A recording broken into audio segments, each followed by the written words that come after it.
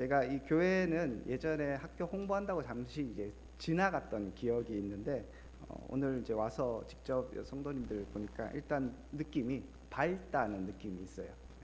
되게 밝게 맞아주시고 웃어주시고 그런 모습을 보면서 되게 정겹다는 생각을 했고요. 또 예배 드리는 것 가운데서도 굉장히 열정적으로 예배 드리는 모습을 보니까 또 굉장히 도전이 됩니다.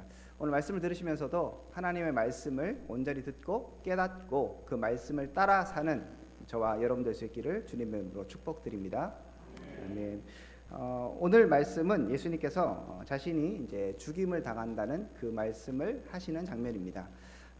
예수님께서 자기가 죽고 부활한다는 얘기를 하셨을 때 사실은 오늘 이 본문뿐만 아니라 마태복음을 기준으로 하면 3번이나 이 말씀을 하셨습니다. 16장에 보면 먼저 얘기를 하시거든요.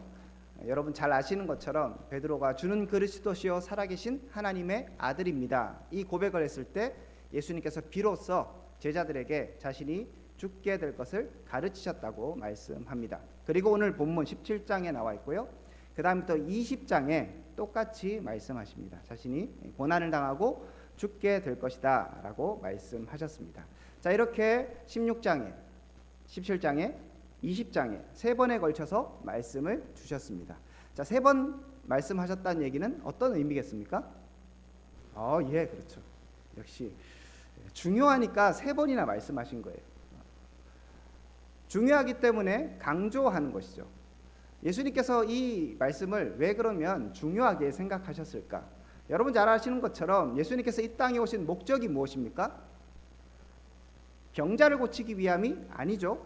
그건 정말 작은 일부에 불과합니다. 그죠? 단순하게 제자들을 가르치기 위함입니까? 그것도 일부에 지나지 않습니다. 정말 중요한 목적은 무엇이었습니까? 예수님께서 십자가에 달려 고난당하 죽으시고 부활하심으로 우리에게 생명을 주시기 위함이셨습니다. 그러므로 예수님께서 내가 이제 곧 죽게 된다는 이 얘기는, 이 죽게 되고 살아난다는 이야기는 굉장히 제자들에게도 그리고 우리의 신앙에도 중요한 이야기입니다. 제자들이 이 얘기를 듣고 특별하게 준비하기를 원하셨습니다. 겟세마네 동산에서 예수님께서 기도하실 때에도 깨어서 기도하라. 그렇지 않으면 너희들이 시험에 들 수 있다라고 말씀하셨죠. 예수님은 자신의 고난이 단순하게 어떤 유다의 배신으로 혹은 대적자들의 어떤 참소로 된 것이 아니라 자신이 스스로 결정한 하나님의 구원 사역의 중요한 일환 가운데 있는 것이기 때문에 내가 십자가에 죽고 부활한다는 그 얘기를 또 이렇게 해서 강조해서 말씀하시는 겁니다. 첫 번째는 준비해라. 내가 이렇게 고난당하고 죽으니까 너희들 마음을 강하고 담대히 하라는 준비의 메시지와 함께 또 이 죽음이, 이 고난이 갑작스럽게 닥치는 것이 아니라 예수님께서 모르는 채 고난을 당하는 것이 아니라 내가 다 알고 있고 내가 스스로 결정한 것이다 라는 것들을 알려주시기 위해서 말씀을 하셨습니다. 그리고 이 신앙 자체가 이 예수 그리스도의 죽음과 부활이 너무나 중요하기 때문에 3번에 걸쳐서 말씀하셨던 것이죠. 자, 그러면 중요한 이야기, 저도 이제 학교에서 학생들을 가르치지만 제가 학생들에게 이거 시험에 나옵니다, 중요합니다, 자, 여러분에게 말씀드렸습니다. 여러분 어떻게 하시겠습니까? 그냥 주무시겠습니까? 아니죠, 그죠? 별표 딱 쳐놓고 시험에 나오는 거 나중에 노트를 따로 해두든지 준비를 하겠죠. 그렇다면 제자들은 이 중요한 말씀 어떻게 들었을까요? 이 말씀에 어떻게 반응했을까요? 오늘 본문 23절에 보니까 예수님께서 죽임을 당하고 제3일에 살아나리라 하시니 제자들이 어떻게 했다고요? 매우 근심했다라고 되어 있습니다. 제자들이 예수님께서 준비해야 한다, 그리고 이것이 굉장히 중요한 일이라 말씀하셨을 때 반응은 예수님의 기대와는 조금 달랐던 것 같습니다. 그들은 매우 근심했습니다. 한편으로는 또 이해가 되긴 하죠. 그리고 우리가 이 말씀을 잘 알기 때문에 근심했구나 라고 지나칠 수 있지만 가만히 생각해 보면 제자들의 반응이 사실 이해가 잘 되지 않습니다. 왜냐하면 예수님은 자신께서 죽임을 당한다고만 말씀하신 것이 아니라 무엇을 말씀하셨습니까? 그렇죠. 다시 살아나리라. 3번에 걸친 말씀에서도 항상 같이 말씀하신 것은 죽음만 말씀하신 것이 아니라 부활을 말씀하셨습니다. 자, 부활하신다고 합니다. 걱정할 일이 있겠습니까? 없겠습니까? 예. 없죠. 예수님이 다시 부활하신다는데 한 10년 후에 부활하신다고 하면 조금 걱정이 될 수도 있을 것 같습니다. 늘 함께했던 예수님이 갑자기 없어진다고 생각하면 걱정이 될 수는 있을 것 같아요. 그런데 예수님은 얼마 만에 부활하신 것까지 분명히 말씀하셨습니다. 얼마 만에 부활하십니까? 제3일에 살아난다고 말씀하셨습니다. 10년도 아니고요, 한 달도 아니고 3일입니다. 여러분 잘 아시는 것처럼 이 3일도 계산을 해보면 예수님께서 이제 금요일 날 잡히셔서, 그죠? 그리고 금요일 날 잡히셨네요. 여튼 갑자기 제가 예수님이 잡히셔서 오후에 돌아가셨잖아요. 그죠? 새벽에 잡히셔갖고 오후에 돌아가셨어요. 오후에 돌아가셔서 하루 지나고 그 다음에 언제 부활하셨습니까? 저녁에 부활하셨습니까? 새벽에 부활하셨죠. 계산 정도 해보면 24시간 정도 채 안 되는 시간입니다. 그러니까 만 3일도 안 되는 시간이에요. 3일 만에 부활한다고 할 때도 잠깐만 기다리면 사실 분명히 예수님의 부활을 볼 수 있는 시간이었습니다. 그렇다면 제자들은 왜 이렇게 근심하고 제대로 반응하지 못했을까요? 오늘 본문뿐만 아니라 앞서 말씀드렸던 16장의 본문에서 맨 처음에 내가 죽고 부활한다 말씀하셨을 때 그때 여러분 잘 아시는 반응이 베드로의 반응입니다. 그렇게 해서는 안 됩니다 하면서 예수님을 비난했다고 되어 있습니다. 예수님께서 그래서 사단아 니들로 물러가라 말씀하셨죠. 베드로로 대표되는 제자들은 이 죽음과 부활을 받아들일 수 없었던 거예요. 또 20장에서는 예수님께서 똑같은 얘기를 하셨을 때 제자들의 반응은 제자들의 어머니가 와서 내 아들을 한편은 우편에 한편은 좌편에 이렇게 자기 자리만 생각하는, 예수님이 심각한 얘기를 하셨음에도 불구하고 제대로 받아들이지 않고 반응하지 못하는 모습을 성경은 기록하고 있습니다. 자, 그러면 왜 이렇게 제자들은 근심했을까요? 예수님 금방 살아나실 것인데 물론 기뻐했더라 이렇게는 얘기할 수 없겠지만 심히 매우 엄청나게 근심할 필요는 없을 것 같은데 왜 그랬을까요? 여러 가지 생각해 볼 수 있을 것 같습니다. 첫 번째로 한번 생각해 볼 수 있는 건 제자들이 부활에 대해서는 전혀 이해하지 못했고 부활이 뭔지도 모르는, 듣도 보도 못한 일이었기 때문에 이렇게 걱정했을 수 있겠다는 생각을 한번 해보긴 합니다. 그런데 또 곰곰이 생각해 보면 성경에 부활이 없었던 것이 아닙니다. 자, 우리 청도 중앙교회 성경 지식 테스트 한번 해보겠습니다. 구약에 죽었다가 살아난 사람 있습니까? 없습니까? 일단 있다고 말씀하셨고요. 자, 그러면 누가 있죠? 그렇죠. 엘리야가 사르밧 과부의 아들을 살려주잖아요. 그렇죠? 그런 기적이 분명히 기록되어 있습니다. 유대인들이기 때문에 이 기적을 모를 리 없습니다. 물론 죽었다가 살아나는 일이 너무 자주 있는 일은 당연히 아니겠죠.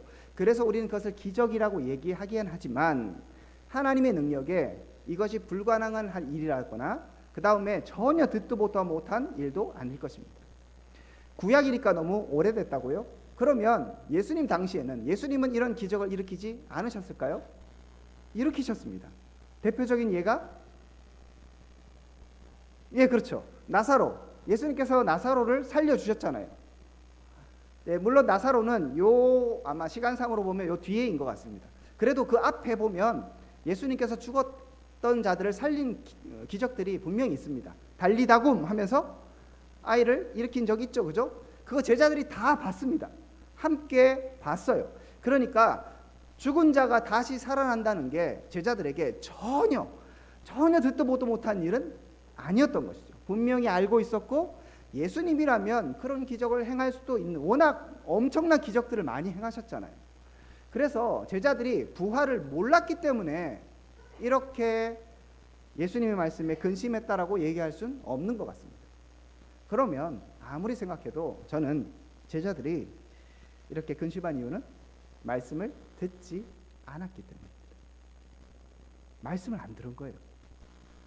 죽음까지만 들었습니다. 그리고 부활은 듣지 않았습니다. 물론 물리적으로는 들었겠죠. 예수님 말씀하실 때 내가 죽는다 크게 얘기하고 다시 살아날 거야 뭐 이렇게 얘기하지는 않으셨을 겁니다. 그죠? 분명히 엄중하게 아주 중요한 얘기이기 때문에 분명한 어조로 죽음과 부활을 말씀하셨을 거예요. 그런데 제자들은 죽음은 제대로 받아들였는데 부활은 한 귀로 듣고 흘려버린 것입니다. 새기지 않은 거예요.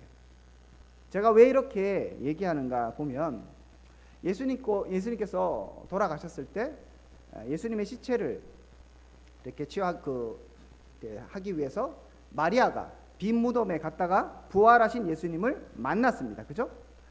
마리아도 굉장히 놀랐어요. 예수님께서 마리아에게도 분명히 이 얘기를 하셨을 텐데 마리아도 받아들이지 못했던 것이죠. 하지만 부활하신 주님을 만났습니다. 그리고 제자들에게 알려주죠. 그때 제자들의 반응이 어떻습니까? 베드로와 요한이 빈 무덤까지 왔어요. 그렇지만 그들은 부활을 받아들이지 않습니다. 그리고 고기 잡으러 다 떠나버리죠. 지금이야 죽음이 너무 크게 다가와서 부활을 잘 기억하지 못했다고 뭐 칩시다. 그렇지만 진짜 부활한 무덤을 본 사람이 자신에게 얘기해 줬을 때 그러면 생각이 나야 될 거 아니에요. 기억이 나야 될 거 아니에요. 아, 그렇지 예수님께서 부활을 말씀하셨지 이렇게 해야 되는데 그들의 반응은 띠띠무직합니다. 또 예수님이 제자들을 만나셨죠. 그리고 나서 도마가 예수님을 만나지 못했죠. 도마의 반응이 어땠습니까? 나는 못 믿겠다. 그죠?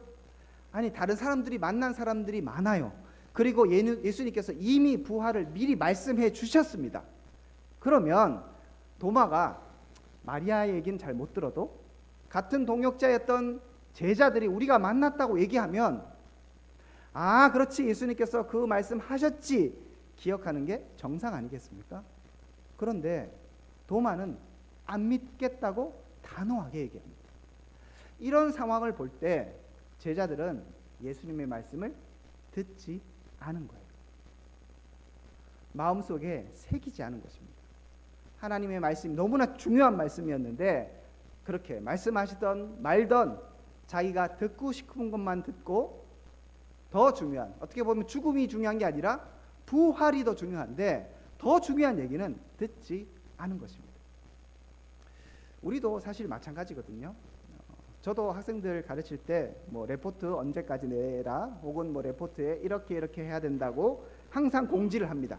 하지만 딴소리 하는 학생이 있을까요? 없을까요? 김진현 전사님은 아닌데 꼭 딴소리 하는 사람이 있어요. 여러분들도 마찬가지라고 저는 생각합니다. 여러분들 뭐 여름 행사 다 끝나셨죠, 그죠? 예, 여름 행사하면 회의 많이 하잖아요. 회의할 때 교사들 뭐 이런저런 회의하고 하면서 결정하는 것들 꼭 딴소리하는 교사들 있습니까, 없습니까? 여기는 없는 것 같습니다. 제가 다른 교회 물어보면 꼭 있어요. 우리 뭐 동기들 모임하거나 뭐 개모임 할 때라든지 그 모임할 때 이렇게 해서 우리 뭐 하자 이거 하자 이렇게 얘기하고 딴소리하는 친구들 있습니까, 없습니까? 꼭 있어요. 그런 친구들이 마음이 나빠서 그런 건 아닐 거예요. 그렇지만 우리의 일상생활도 생각해 보면 중요한 공지이고 들어야 되는 것이고 다 같이 의논했어도 꼭 딴소리하고 꼭 잊어버리는 사람이 있어요. 그건 왜 그렇다? 제대로 듣지 않는 것입니다. 대충 흘려듣기 때문에. 좀 더 정확하게 얘기하면 듣고 싶은 대로 듣는 거예요.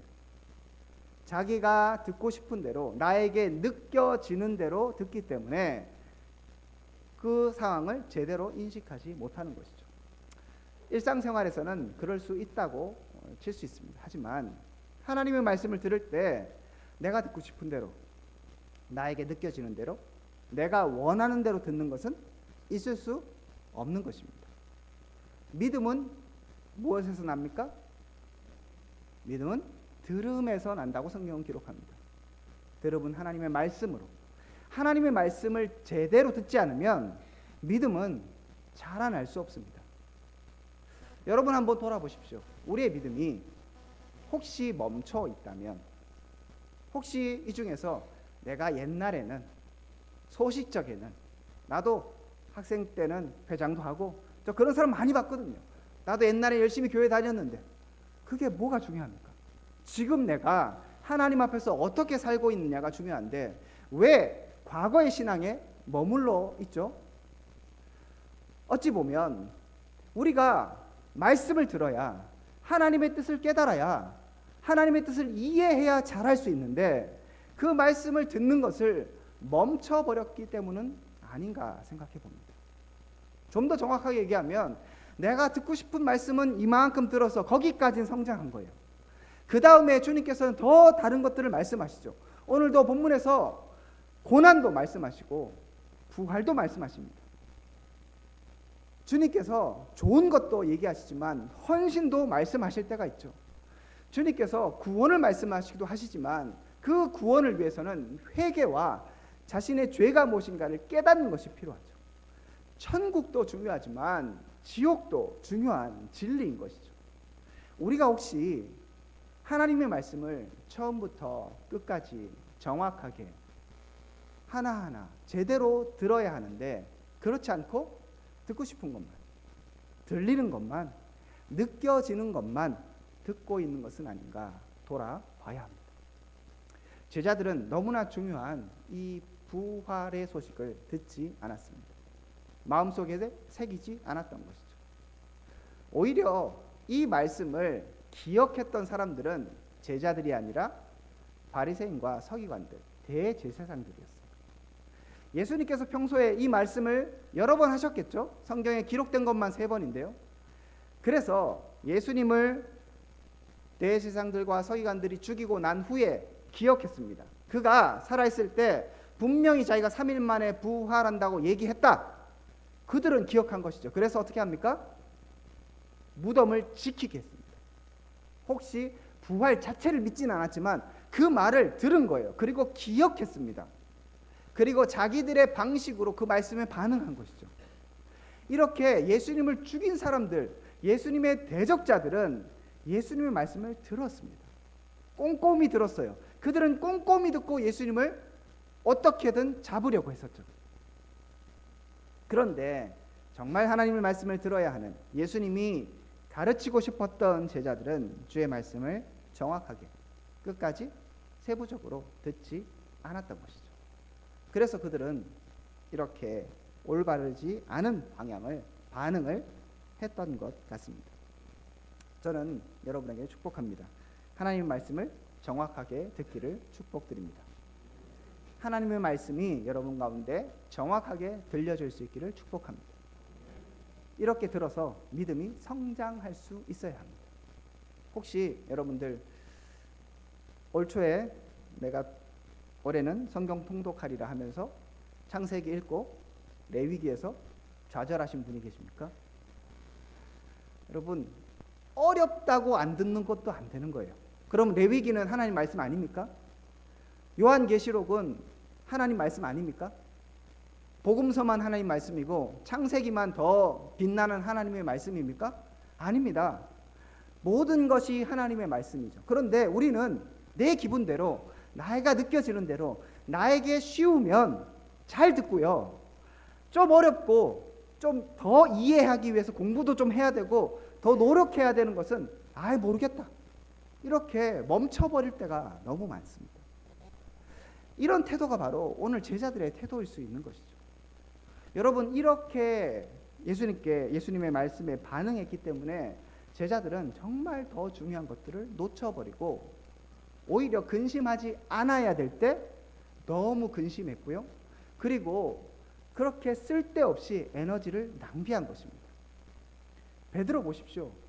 예수님께서 잡혀가시는 밤에 혼자 칼을 들고 설쳤지 않습니까?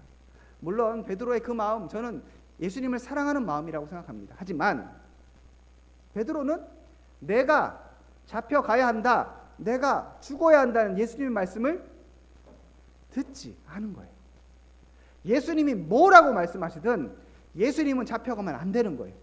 나의 생각대로 나의 계획대로 모든 것이 진행되어야 된다는 생각에 꽉 사로잡혀 있으니 예수님의 그 계획, 인류를 구원하시기 위한 십자가의 계획과 부활의 계획은 베드로에게 전혀 다가오지 않는 것입니다.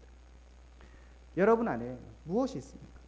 혹시 나의 계획이 가득 차서, 나의 생각이 가득 차서 하나님의 말씀이 더 이상 들려지지 않는 것은 아닙니다. 내가 원하는 대로 하나님이 일해 주셔야 한다는 그 생각에 사로잡혀서 내 인생은 이렇게 돼야 된다고 나의 계획을 내세우면서 하나님의 뜻은 계속적으로 거부하고 있는 것은 아닙니다. 하나님의 말씀 앞으로 다시 나가야 합니다. 주의 말씀을 다시 들으셔야 합니다. 정말 처음부터 끝까지 주님이 나에게 무엇을 말씀하시는가 귀를 기울이셔야 합니다. 혹시 말씀이 어렵다면 노력하셔야 합니다. 애쓰셔야 합니다. 만약에 제자들이 이 말씀을 들었을 때 죽음이 확 다가오고요, 부활이 잘 안 다가왔다고 생각해 보십시오. 그렇다면, 그럼에도 불구하고 부활이 중요하고 예수님께서 3번이나 말씀하셨다면 어떻게 하는 게 맞습니까? 생각해 보는 것이죠. 고민해 보겠죠. 그리고 예수님께 잘 모르겠으면 물어봐야 합니다. 그런데 마가복음에 보면 제자들이 묻기조차 두려워했다고 얘기합니다. 너무 죽음의 소식이 크게 다가온 거예요. 그래서 더 이상 질문하지 못합니다. 이 얘기했다가 진짜 주님이 죽으신다고 얘기하면 어떡하지? 라는 생각이 드는 것이죠. 자기네들 지금 예수님이 예루살렘에 가셔서 로마의 압제를 다 물리치고 다윗의 영광을 회복하는 그것들을 잔뜩 기대하고 있는데, 그래서 하나는 좌편에 하나는 우편에 앉아서 떵떵거리며 이스라엘의 회복을 누리며 우리가 이제 한번 멋진 세상을 만들어 보리라, 그 계획 다 하고 있는데 예수님은 자꾸 죽으신다는 거예요. 예수님은 자꾸 고난당하신다고 얘기하는 겁니다. 자신들의 생각과 정반대의 길을 걸어가시는 주님. 하늘의 밀알이 땅에 떨어져 죽지 아니하냐, 열매를 맺을 수 없느니라, 자꾸 그런 얘기하시고요. 내가 이 땅에 온 것은 내 목숨을 대속물로 주기 위함이다 라고 말씀하시고, 마지막 만찬에서는 이것이 내 살이다, 이것이 내 피다 하면서 자꾸 죽음을 암시하고 고난을 암시하시니 제자들이 막 너무 힘든 것이죠. 그렇게 자기 자신의 생각, 나의 계획이 가득 차 있으면 하나님의 말씀을 들을 수 없습니다. 이러한 마음은 교만으로 이어집니다. 내가 하나님의 말씀을 판단하는 거예요. 나의 계획을 먼저 내세우고요, 내 생각을 먼저 내세웁니다. 그래서 내가 하나님의 생각들을 그냥 이렇게 저렇게 생각해 버리는 것이죠. 이것이 바로 교만입니다. 하나님은 아담과 하와에게 선악을 알게 하는 나무의 실과를 먹는 날에는 정령 죽는다고 말씀하셨습니다. 그것을 믿고 있다가 어느 날 뱀이 얘기하는 이야기를 듣고 마음이 솔깃해졌고요, 그리고 나서 다시 그 열매를 보았을 때 보암직하고 먹음직하고 지혜롭게 할 만큼 탐스럽게 보이기 시작했습니다.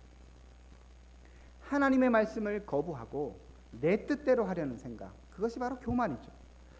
인류의 죄가 거기서부터 시작됩니다. 근원적으로 들어가면 말씀을 듣지 않은 것입니다. 죽는다 했으면 죽는 것이지 더 이상 무슨 사족을 답니까? 하나님을 위해서, 주의 영광을 위해서 살라고 얘기하면 된 것이지 무슨 그렇게 말이 많습니까? 우리는 그럼 나의 인생은 어떻게 해야 합니까? 주님, 나도 좀 높아지기를 원합니다. 이런저런 얘기를 하면서 하나님이 말씀하실 때 계속 나의 계획, 나의 생각을 이야기하지 않습니까? 그렇게 하면 안 된다고 이야기하는 것이 우리의 모습인지 모르겠습니다. 이제 다시 주의 말씀으로 돌아와야 합니다. 이렇게 주님의 말씀을 제대로 정확하게 듣는다면 아마 우리의 모습은 확실하게 변화될 것입니다. 문제가 없어지는 게 아니에요. 하지만 말씀을 들을 때 정말 고민하게 되고요, 더 진지한 태도로 말씀 앞에 서게 될 것입니다. 제자들이 예수님의 말씀을 제대로 들었다면 어떻게 반응했을까요? 예수님께서 계속 죽는다고 말씀하셨고 부활을 말씀하셨습니다. 그리고 예수님이 잡혀가는 그 밤에 제자들이 그 장면을 보겠죠? 그때 어떻게 했을까요? 그들이 예수님 잘 갔다 오세요 이렇게 하는 건 당연히 아닐 겁니다. 그렇지만 지나치게 절망하지도 않을 것입니다. 그럼 어떤 반응이 맞을까요? 그냥 제 생각입니다. 주님의 말씀을 진지하게 듣는 사람의 태도가 어떤 것인가를 한번 생각해 보는 것이죠.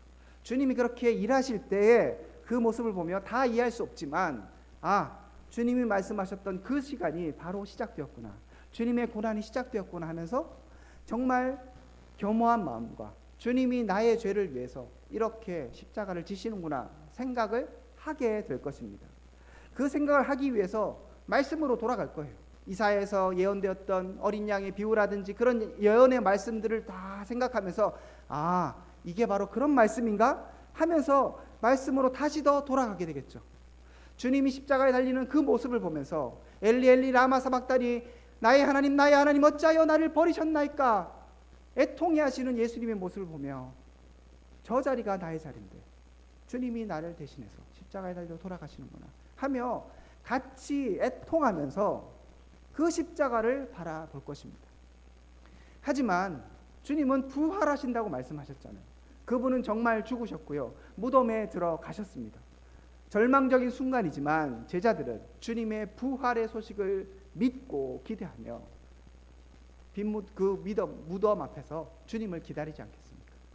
그리고 그 무덤이 열릴 때 같이 기뻐하며 주님을 찬양하며 영광스러운 주님을 맞이하지 않겠습니까? 이렇게 제자들이 말씀을 제대로 들었다면 얼마나 멋진 반응입니다. 정말 슬퍼할 때는 함께 진짜 슬퍼하고요, 기뻐하고 승리의 나팔을 부를 때 함께 승리의 나팔과 기쁨을 외칠 수 있는 반응을 할 수 있는 겁니다. 그런데 말씀을 제대로 듣지 않으면 때로는 승리의 순간에 절망한 때가 있는 거예요. 기쁨의 순간에 주님을 바라보지 못할 때가 있는 것입니다. 여호와는 나의 목자시니 내게 부족함이 없으리로다. 거기까지만 외우시면 안 되죠. 그 다음 무엇입니까? 내가 사망의 음침한 골짜기를 다닐지라도, 사망의 음침한 골짜기를 다닐지라도 해를 두려워하지 않는 것은 주께서 나와 함께 하십니다. 그렇게 살아가는 것입니다. 푸른 초장 쉴만한 물가를 인도하시는 주님을 만나며 기뻐하겠죠. 하지만 사망의 음침한 골짜기를 다닐 수 있잖아요. 성경이 그것을 얘기하고 있습니다. 그죠? 이미 말씀하셨어요. 그렇지만 해를 두려워하지 않습니다. 두려움이 느껴질 수 있고요, 약간의 걱정이 느껴질 수 있습니다.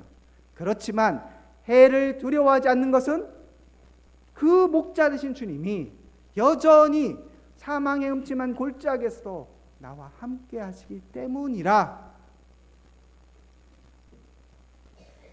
여러분 인생 가운데 지금 고난의 때에 들어가 계십니까? 혹시 하나님의 침묵 가운데 고통하며 하나님 왜 내 기도에 응답하지 않으십니까? 이렇게 생각하시는 분이 계십니까?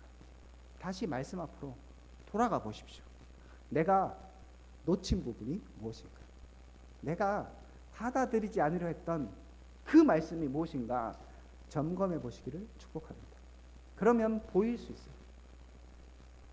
절망했다가 아닐 수 있고요, 오히려 여러분 아시잖아요. 광야는 주님을 만나는 시간이잖아요. 광야는 내 신앙이 성장하는 시간입니다. 그 시간에 주님을 만나는 것이죠. 그 시간에 하나님의 기적도 경험하게 되는 것입니다. 이렇게 하나님 말씀에 올바로 반응하는 것이 바로 우리의 숙제입니다. 그러므로 더 나간다면 여러분 말씀이 정확하게 처음부터 끝까지 잘 들릴 수 있도록 기도하시는 여러분 되실 수 있기를 축복합니다. 제일 중요한 것입니다. 제자들이 특별히 나빠서 말씀을 듣지 않으려고 한 것이 아니겠죠. 그들의 연약함입니다. 그들이 성령 받고 나서야 말씀을 깨닫게 되지 않습니까? 엠마오로 가는 두 제자에게 예수님께서 성경을 다시 풀어주실 때에 그때 제자들의 마음이 뜨거워지면서 그렇구나 이해하기 시작하는 것이죠. 우리에게도 그 시간이 필요합니다. 주님의 은혜가 필요한 것이죠. 하나님, 나에게도 말씀이 들리게 하여 주십시오. 이 강단 가운데 매주마다 말씀이 선포되는데 어렵다, 잘 안 들린다, 그런 얘기가 중요한 것이 아닙니다. 한 말씀이라도 들으려고 노력하고요, 정말 그 말씀이 나에게 어떻게 적용될 것인가에 대해서 고민하셔야 됩니다. 이 땅에 기근이 물이 없어 가람이 아니고 하나님의 말씀이 없어 가람이라고 얘기합니다. 클릭만 하면 성경 말씀을, 전국의 유명한 목사님들의 말씀을 들을 수 있는 시대가 되었습니다. 그렇게 많이 듣는 게 능사가 아닐 수도 있습니다. 정말 제대로 들어야 합니다. 제대로 듣고 제대로 아멘 해야 합니다. 혹시 이제 듣긴 들었는데 너무 순종하기 어렵다면 그 말씀과 정말 씨름하셨으면 좋겠어요. 주님 그것을 원하시는 거 아니겠습니까? 주님, 내가 이 말씀에 순종할 수 있도록 힘을 허락하여 주십시오. 성령이여, 나에게 말씀을 깨달을 수 있는 지혜와 능력을 허락하여 주시옵소서.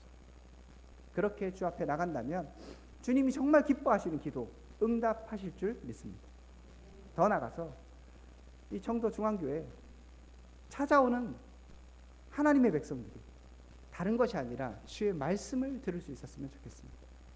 들리지 않는 말씀이 이 예배당에 와서 예배 가운데 앉아 있을 때 말씀이 깨달아지고 생각나고 들려지고 살아 숨쉬는 그러한 정말 생명력 있는 말씀이 살아있는 교회 될 수 있기를 축복드립니다.